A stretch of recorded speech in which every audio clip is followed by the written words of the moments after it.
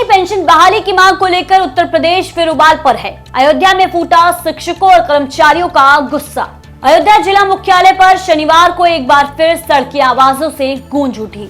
नारों से आसमान भर गया और सरकार के खिलाफ गूंजा विरोध का स्वर। अटेवा पेंशन बचाओ मंच उत्तर प्रदेश इकाई अयोध्या के नेतृत्व में शिक्षकों, कर्मचारियों और अधिकारियों ने जोरदार रोष मार्च निकाला, जिसमें पुरानी पेंशन बहाली, विद्यालय मर्जर नीति पर पुनर्विचार और निजीकरण के खिलाफ आवाज बुलंद की गई। मुख्यमंत्री को संबोधित ज्ञापन अयोध्या जिलाधिकारी के प्रतिनिधि को सौंपा गया। ज्ञापन में 3 प्रमुख मांगे रखी गई। ज्ञापन में कहा गया कि पुरानी पेंशन व्यवस्था को तत्काल बहाल किया जाए, सरकारी संस्थाओं के निजीकरण को बंद किया जाए, विद्यालय मर्जर या पेयरिंग नीति पर पुनर्विचार हो। वहीं प्रदर्शनकारियों ने कहा कि वर्तमान नई पेंशन योजना में प्रदेश के लगभग 15 लाख शिक्षक, कर्मचारी और अधिकारी आते हैं, जिन्हें मात्र 800 से 2200 रुपए तक की नामात्र पेंशन मिल रही है, जो उनके भविष्य को असुरक्षित और भरण पोषण को असंभव बना रही है। जिन्होंने अपनी पूरी जिंदगी प्रदेश की सेवा में लगा दी, वो कर्मचारी आज बुढ़ापे की दहलीज पर खड़े होकर खुद को असहाय महसूस कर रहे हैं।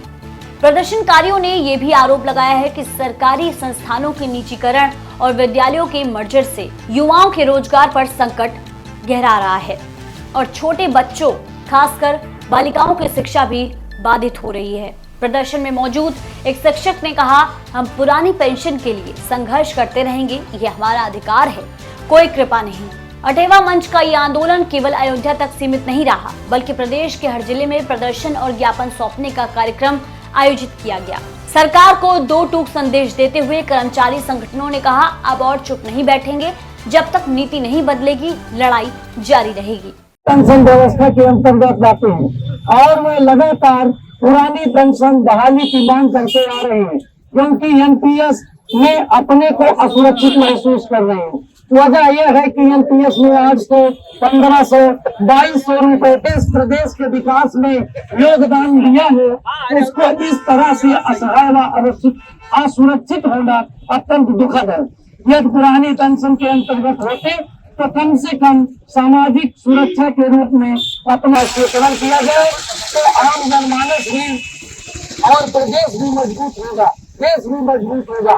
स्कूलों से मर्जर व पेयरिंग होने से छोटे छोटे बच्चों को शिक्षा ग्रहण करने में बहुत परेशानी हो रही है, खासकर बालिकाओं को।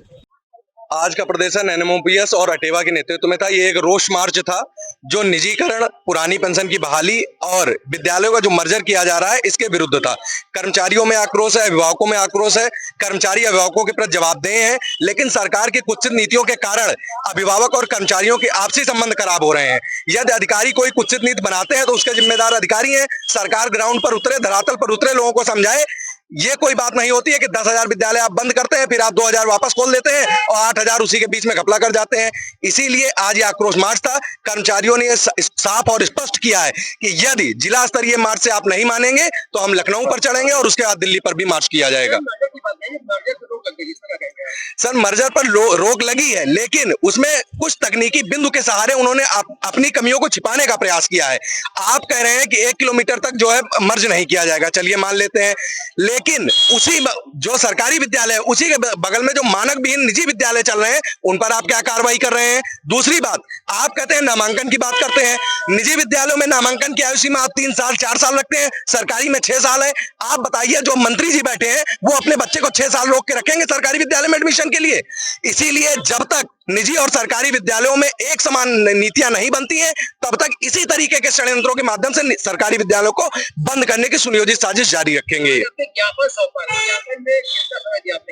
सर, ज्ञापन में हमने नगर मजिस्ट्रेट महोदय को पूरा अपना ज्ञापन समझाया है और उनको ये स्पष्ट किया है कि हमारा जो रोष मार्च था, ये मार्च सरकार से निवेदन स्वरूप था कि आप निजीकरण को बंद करिए, विद्यालय मर्जर का अपना फैसला वापस लीजिए और पुरानी पेंशन को अतिशीघ्र बहाल करिए, क्योंकि पुरानी पेंशन बड़ी बात नहीं है। प्रधानमंत्री ले रहे हैं, मुख्यमंत्री ले रहे हैं, सांसद, विधायक, समस्त स्टाफ उनका ले रहा है।